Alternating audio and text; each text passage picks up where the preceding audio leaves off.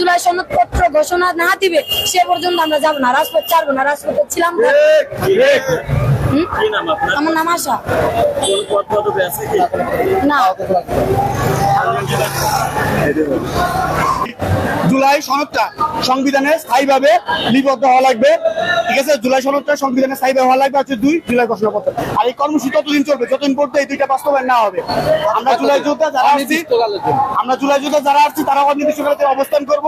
আমরা আশাবাদী যে যেহেতু আমাদের 5ই আগস্ট আমাদের হবে, 1 বছর পূর্তি হবে, কিন্তু এটা হতাশাজনক যে এত জিনিস লাগার কথা না। উন্নত বিশ্বে যেখানে বিপ্লব হয়েছে সেই বিপ্লব সনদ বলে ঘোষণাপত্র হয়তো 1 মাস বা 2 মাসের মধ্যে দিয়ে দিছে, কিছু কিছু 5-6 দিনের মধ্যে দিয়েছে, কিন্তু আমাদের বাংলাদেশে লেট হওয়ার কারণে আমি বুঝতেছি না। আমি শুধু এটাই বলবো যে বাংলাদেশ সকল বিপ্লবী জনতারা বলবো, আপনারা আসেন আমাদের এখানে। আপনাদের সবার আপামর সাধারণ জনগণের যে মানে কাম্যতা বা চাওয়া সেটা হচ্ছে জুলাই সনদ এবং জুলাই ঘোষণাপত্র।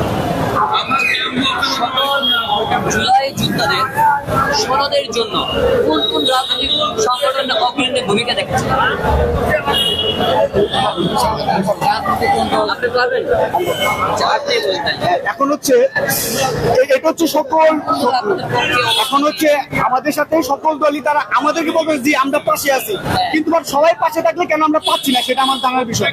আর এগুলো হচ্ছে সকল দলের, ওনারা সবাই বলছে আমরা আপনাদের পাশে আছি, মানে আমাদের চেতনা নিয়ে তারা রাজনীতি করতেছে, বাট চেতনা যে বাস্তবায়ন করতে হবে সেটা নিয়ে তারা মানে ওই রকম দৃষ্টিমূলক যে মানে একটা যে দৃষ্টিগত হবে এরকম কোনো কাজ তারা করতেছে না। আমরা চাই ওই রাজনৈতিক দলগুলো তাদের অভ্যন্তরীণ হবে, তারা মিডিয়া একটা বলবে আর হচ্ছে অভ্যন্তরীণ ভাবে একটা বলবে।